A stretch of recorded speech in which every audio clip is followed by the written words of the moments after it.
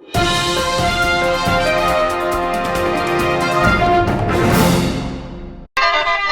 ละนอนวล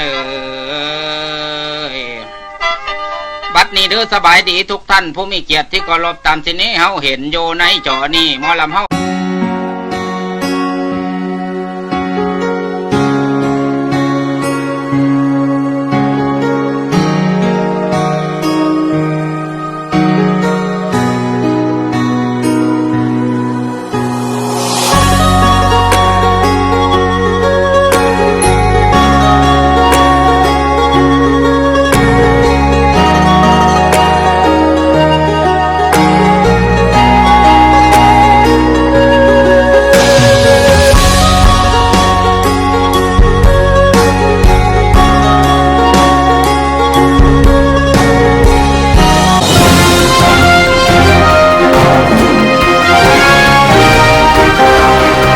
เสรีลาว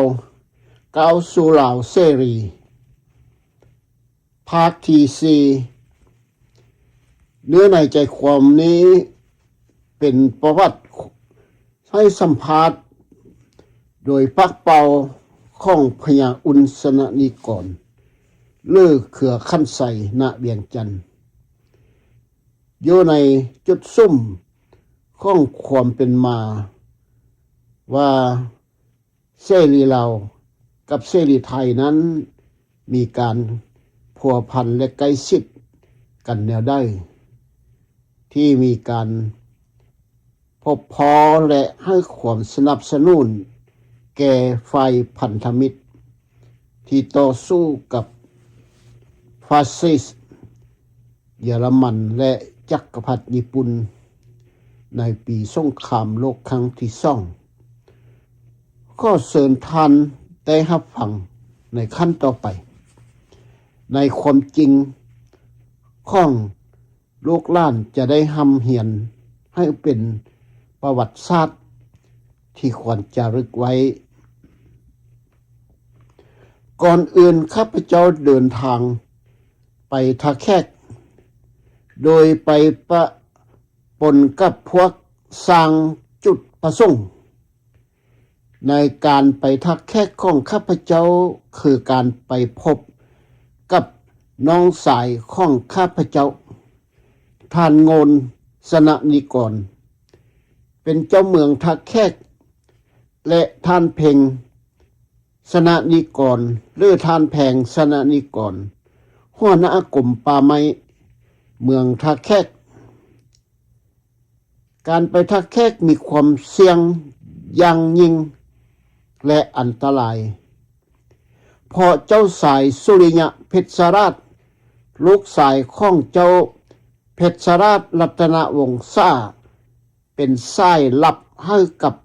ตำรวจญี่ปุ่นพระองค์รู้จักกับพวกเขาเป็นอย่างดีหากข้าพเจ้าเป็นบังเอิญพบพระองค์ชีวิตของข้าพเจ้าจบลงที่นั้นทันทีเลยยิ่งไปกว่านั้นข้าพเจ้าบ่ฮู้ว่าบ้านอายอยู่ไสข้าพเจ้าจึงต้องตามหาเองนั่นเป็นเหตุผลว่าเป็นหยังเสรีลาวและลาวอิสระจึงทึกแบ่งแยกข้าพเจ้าขออธิบายให้ฟังอีกครั้งหนึ่งว่ากองทัพเสรีลาวนี้ได้สนับสนุนและช่วยเหลือกับฝ่ายสหพันธมิตรในโครงการ OSS ของหน่วยสืบราชการลับส่วนลาวอิสระก็ให้การสนับสนุนรัฐบาลญี่ปุ่นและรัฐบาลไทยสมัยนั้นหรือรัฐบาลไทยสยามสมัยนั้นในสงครามโลกครั้งที่สองเมื่อข้าพเจ้าเดินผ่านตลาดโดยบ่ได้เลี้ยวหน้าเลี้ยวหลังเบิ่งไผเลยพอย่านว่าจะมีคนจื้อจำหน้าตาของข้าพเจ้าแต่เทพเจ้าเอ๋ยองค์พระเยซูช่วยข้าพเจ้าไว้ และข้าพเจ้าได้พบกับน้องสะใภ้ของข้าพเจ้าซื้อบุญทันจากนั้นพวกเขาก็ออกไปตามห้าทานโงนสนะนิกรซึ่งในขณะนั้นท่านได้ย้ายครอบครัวไปอยู่ชนบทแล้วเมื่อพวกเขาได้ยินจุดประสงค์ของข้าพเจ้าแล้วในทันทีทันใดความคิดของพวกเขาก็ต่างออกไปออกความคิดเห็นโดยครึ่งหนึ่งบ่เห็นพร้อมครึ่งหนึ่งแต่แผงก็เห็นด้วยสิ่งที่ข้าพเจ้าต้องการคือให้พวกเขาหวบห่วมสายสกันยิงนุ่มเศร้าให้ได้ไล่ที่สุดเท่าที่จะห้าได้และเชื่อใจได้ว่าเพื่อส่งพวกเข้าไปฝึกใช้อาวุธที่ประเทศไทยสยามเป็นกลุ่มเบิ่งแล้วเหมือนว่าในเวลานั้นผู้นำขบวนการเยาวชนเสรีลาวที่ท่าแขกคือท่านผู้วงนอสวรรค์หลังจากนั้นข้าพเจ้าก็เดินทางไปสวรรณเขตข้ามแม่น้ำคองตามหาเพื่อนและผู้ติดตามเก่าของข้าพเจ้าโดยเฉพาะอย่างยิ่งดร.ผู้วงนอสวรรค์ดร.คำโกวิไลทองและท่านคำเรื่องบุญยะแซงข้าพเจ้าลีพักอยู่ที่บ้านแฟนซีมุกดาหลายวันและได้พบปะผู้คนมากมายกายกองทุกคนเข้าร่วมด้วยความยินดีกับเสรีลาวแต่ย่านกว่าญี่ปุ่นหลายในเวลานั้นผู้โค้งนอสวรรค์เป็นผู้นำขบวนการเยาวชนและยังเป็นสายลับให้กับญี่ปุ่นอีกด้วยที่สวรรณเขตข้าพเจ้าได้พบกับล้านสายเวียงแก้วสนะนิกรเป็นลูกชายคนเดียวของท่านผู้สนะนิกรเขาได้กลับมาจากพนมเปญเมื่อยังหนุ่มและกำลังเดินทางไปเวียงจันทร์พบกับท่านกระต่ายโดนสะโซริดหลังจากนั้นข้าพเจ้าได้พบกับท่านกระต่ายโดนสะโซริดที่ปากเสในเวลานั้นท่านก็สนิทสนมกับสาวญี่ปุ่นหลายที่สุดแถมยังเป็นที่ปรึกษาทางการเมืองของพวกเขาอีกไม่ความว่าเป็นที่ปรึกษาทางการเมืองแก่ของพวกญี่ปุ่นท่านกระต่ายโดนสะโซริดเห็นว่าฝ่ายสหพันธมิตรบ่มีทางจะชนะสงครามและญี่ปุ่นจะชนะนี้เป็นความคิดของท่านกระต่ายโดนสะโซริดถึงอย่างไรก็ตามท่านต้องการให้ญี่ปุ่นชนะเพราะพวกเขาก็เป็นชาวเอเชียเช่นกันหากญี่ปุ่นเสียใสเขาจะต้องต่อสู้กับพวกจักรพรรดินิยมที่ต้องยึดของเขาอีกครั้งหนึ่งแทนที่จะชักชวนให้พวกเขามีเข้าร่วมต่อสู้กับญี่ปุ่นท่านกับกายพยายามชักชวนให้ข้าพเจ้าเข้าร่วมกับญี่ปุ่นเมื่อพวกเขาบ่สามารถตกลงกันได้ข้าพเจ้าจึงขอให้ท่านเดินทางไปเวียงจันทร์กับข้าพเจ้าโดยผ่านทางประเทศไทยเพื่อไปพบกับท่านเตียงเสรีขันธ์และผู้นำเสรีไทยคนอื่นๆท่านกระต่ายตกลงไปนำแต่บ่ได้ร่วมเดินทางไปกับข้าพเจ้านี่คือวิธีที่ฮู้ว่าเสรีลาวและลาวอิสระแตกแยกกันในประวัติศาสตร์การเมืองลาว1 สนับสนุนฝ่ายสัมพันธมิตรกับขบวนการเสรีลาวเพื่อลาวเสรีในการต่อสู้กับญี่ปุ่นในสงครามโลกครั้งที่2 ขบวนการลาวอิสระสนับสนุนจักรพรรดิญี่ปุ่นและพรรคพวกนาซีฟาสซิสต์เยอรมันฮิตเลอร์และซิซิลีนีอิตาลีสหพันธ์สัมพันธมิตรบุกโจมตีซิซิลีนีแล้วล้มสลายอย่างราบคาบเมื่อพวกเขาไปถึงสกลนครทานกระต่ายโดนสะโซริตได้พบกับพานเตียงซิริคันแต่ยังคงยึดมั่นในแนวคิดแบบเดิมยืนกระต่ายข้าเดียวของท่าน นอกจากนี้ท่านยังเสนอว่าเราจะยึดเวลาสงครามและเสียสละเลือดเนื้อเสื้อไข่ไปอย่างเป่าได้ประโยชน์เมื่อทั้งสองฝ่ายบ่ยอมรับความคิดเห็นกับความจริงของอีกฝ่ายหนึ่งแล้วในตัวจริงพวกเราเสรีลาวจึงตกลงที่จะปล่อยให้ทานกระต่ายโดนสะโซริตกลับไป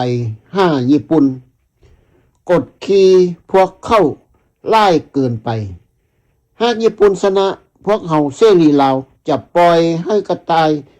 ทานกระต่ายโดนสะโซริตปกครองประเทศโดยปราศจากการแทรกแซง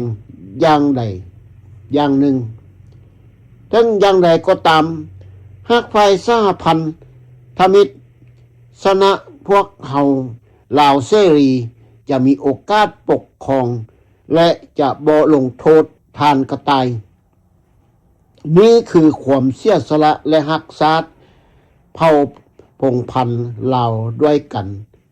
เป็นความคิดที่ดีที่หาได้ยากในประวัติศาสตร์ลาวของพนาทานอุนสนนิกร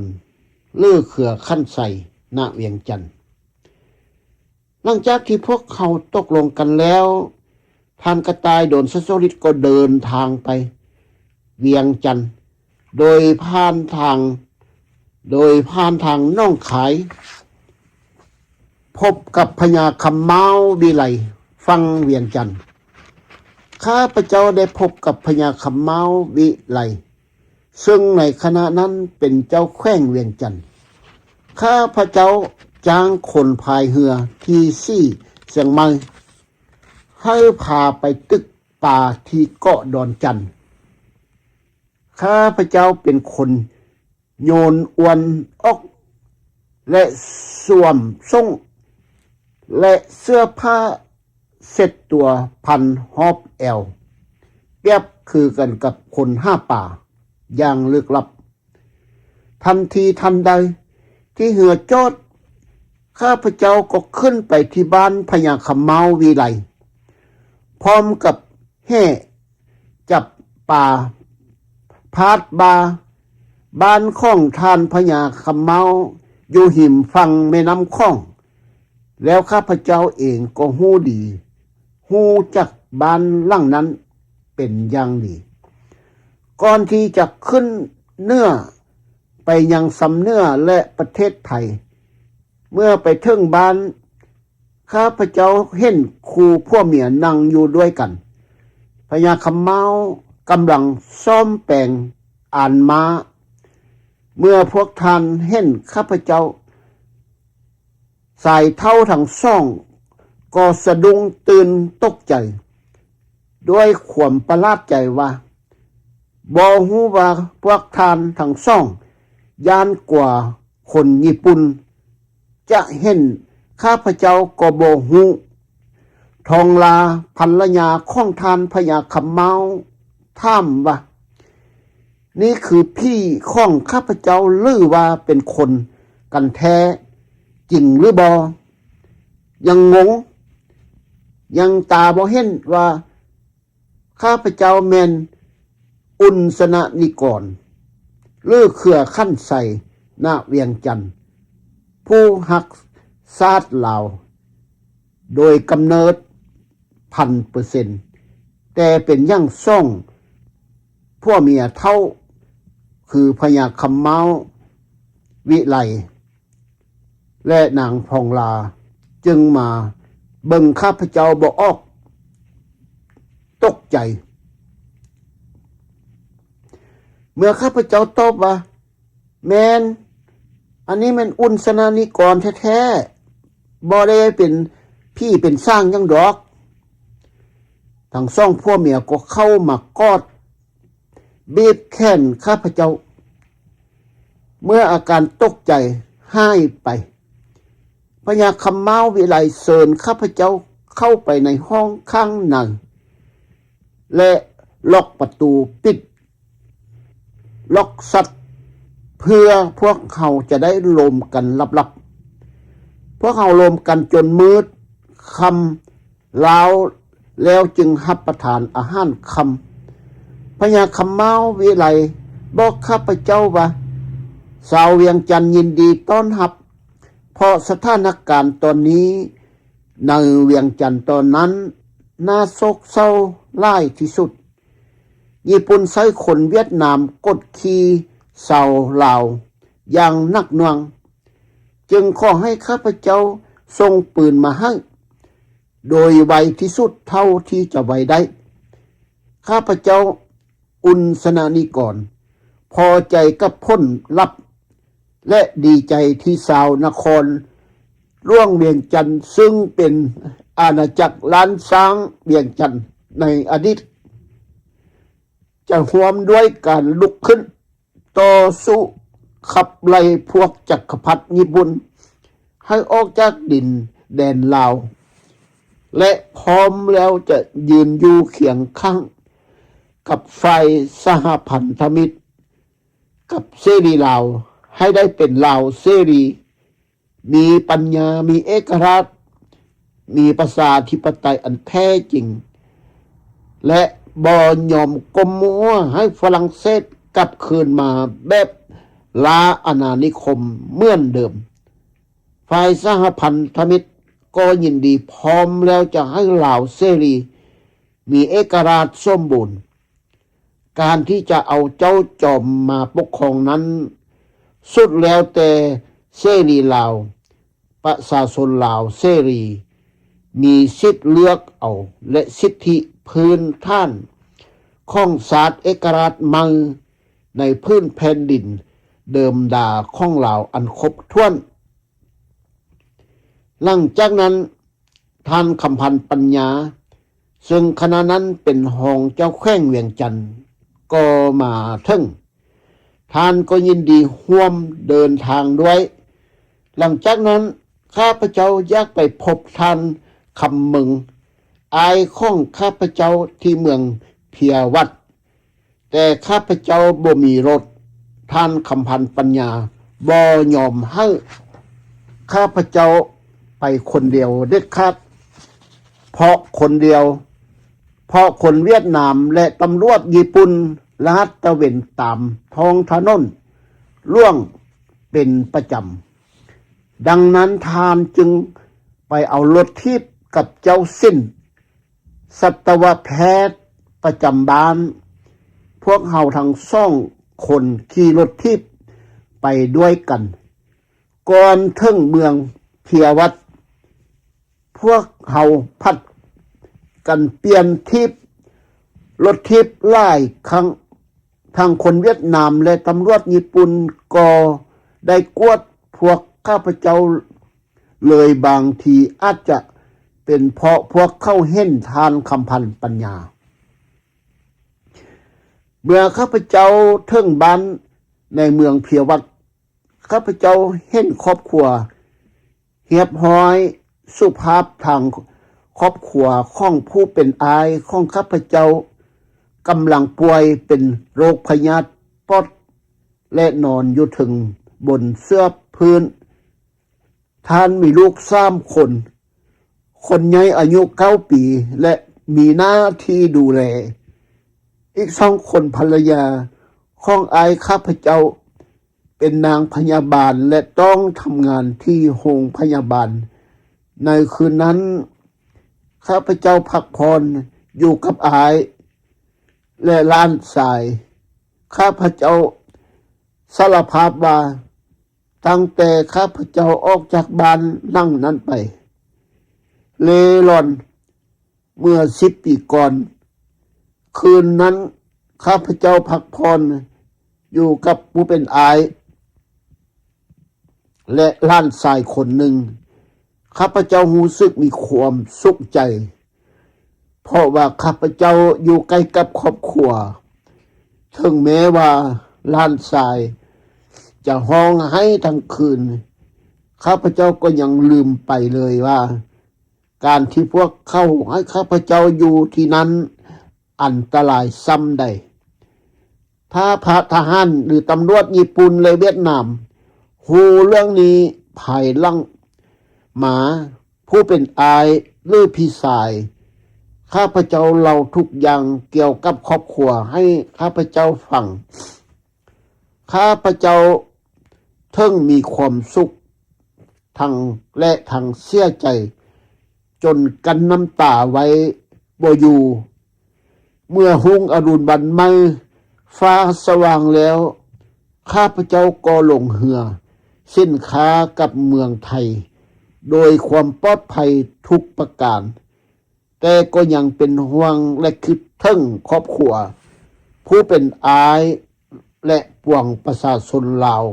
ที่ยังทึกทหารและตำรวจเวียดนามกับญี่ปุ่นคมเห่ง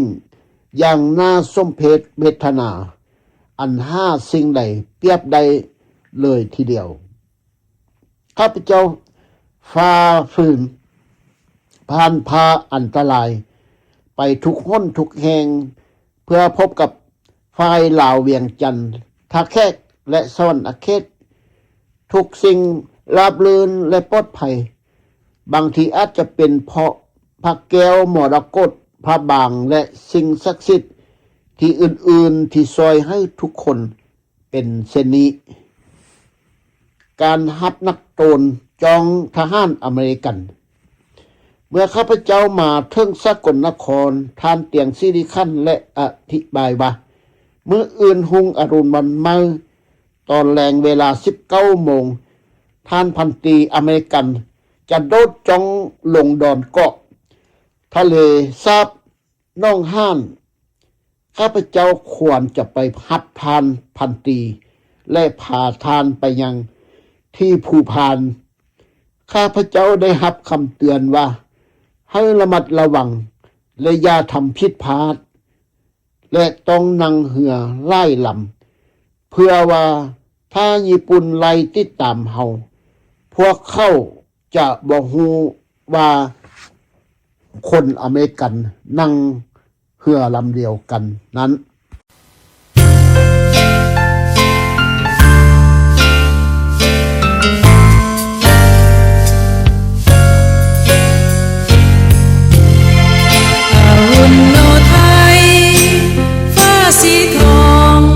ส่องพาสุดเมืองหมายสัญลักษณ์ประจักษ์เมืองแจ้งแสงสุริยาแล้วละหองลอยล่องทั่วท้องฟ้าเป็นสัญญาแสงแห่งบุญพุทธศาสนิกชน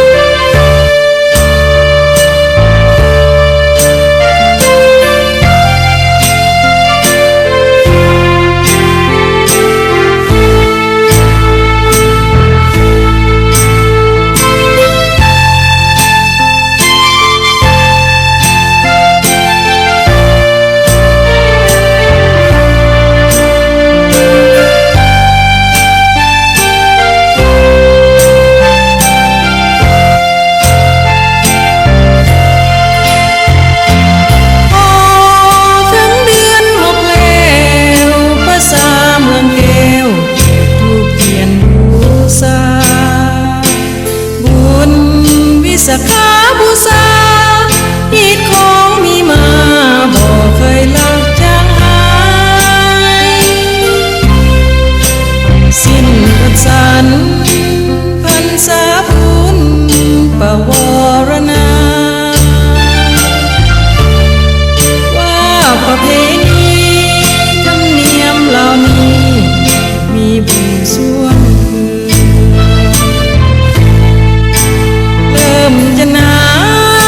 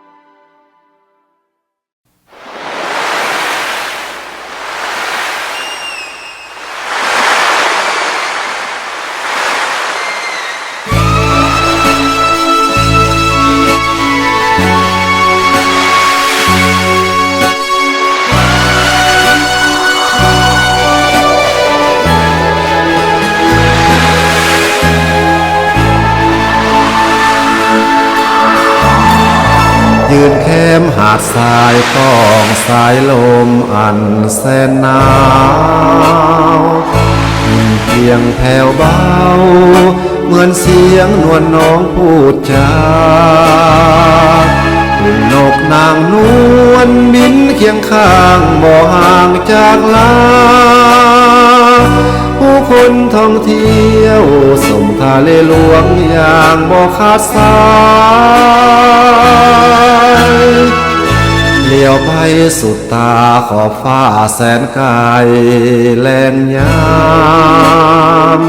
เลี้ยวไปเห็นงามน้ำทองสีทองส่องมาท้องฟ้าสดใส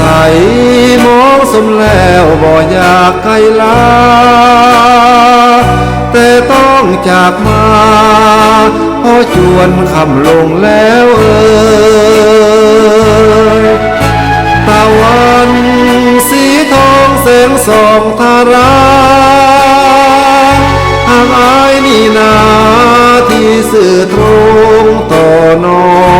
งเปรียบขอบทะเลติดขอบฟ้าจากฝนหากฟ้าแผ่นนี้สนองทะเลต้องเป็นสุข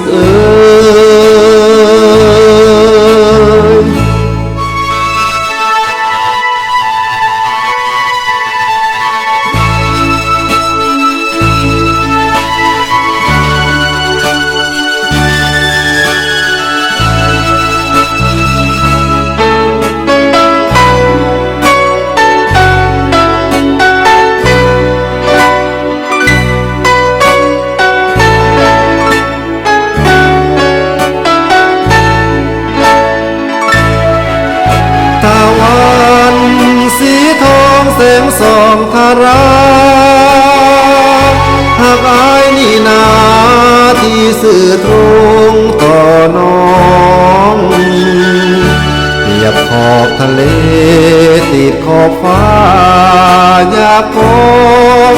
หากฟ้าแผ่นนี้สนองทะเลต้องเป็นสุข